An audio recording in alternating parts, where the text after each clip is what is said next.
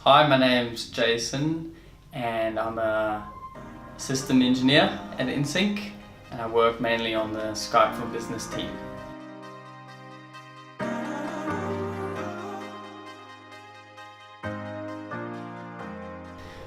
Well, I actually moved to Cairns about 2 years ago. Me and my wife, we live there. And we like going cycling on Wednesday mornings to the beach and back for sunrise.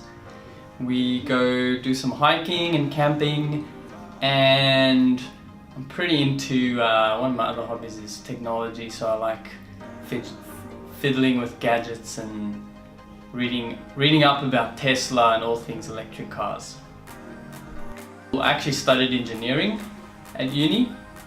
And then my first job out of uni was, well, I couldn't really find a job in electronic engineering, what I studied. So my first job I found was in IT, doing some programming.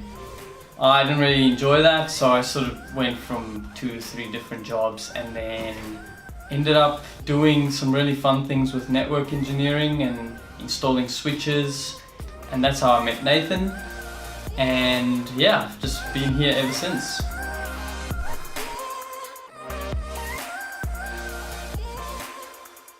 Okay, if I think back to the most enjoyable times I've had at Insync, it's starting a Skype for Business project and working on that from end to end. So from the design phase all the way through to user acceptance and deployment.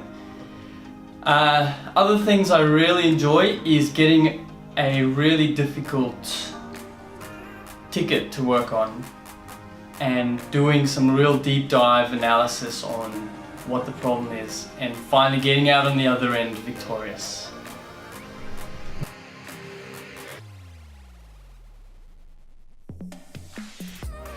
I'd say there's 2 big problems I see, or big issues we find with customers. The one is they don't keep their environments up to date. They don't patch their servers or their software, the cumulative updates. And another common thing that you wouldn't really expect as much, but it's just user training. So the symptom seems like it's a technical issue, but really it's just the user that hasn't been trained properly. I think working in IT, we take for granted the information and the knowledge that we have built up over the years. So some things are really obvious to us, but for a user that works in a non-IT role, we have to remember that they have to start from scratch. Whenever we change something, they have to start from scratch. So the solution I would propose is, or a possible solution is, making user training part of a project. And even part of a mini project is saying, well, how are we going to train our users, and putting that in as an official step, not just the technical side of it.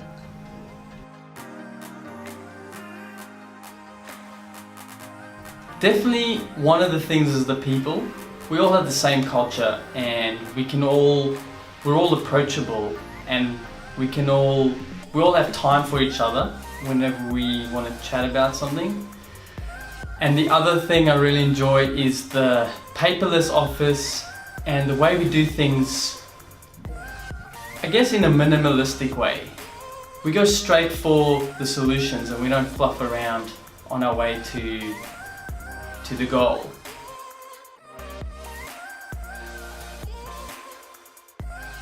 I'm sort of cheating because I'm stealing this invention from Stu, and he said a teleportation device. And when he said that, I was like, yes, that's exactly what I would invent as well. That would solve so many problems.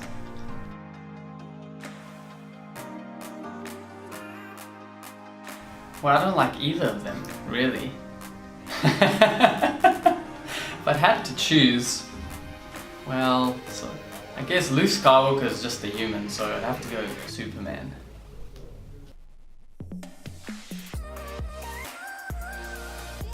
Ooh,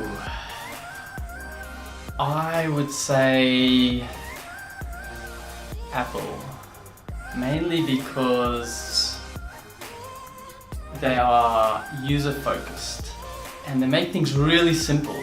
Sometimes with Microsoft, you struggle to figure out how things work. I am a bit of a minimalist, so Apple really fits into that niche.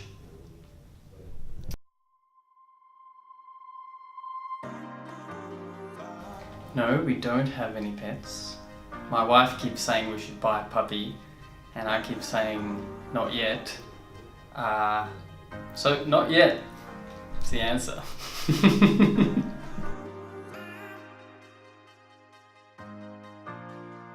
I'm going with Italian. Italian food's always good. Pizza, pasta. I also like vegetarian meals a lot, like Indian curries. But all-time favorite, a good pasta. Yeah.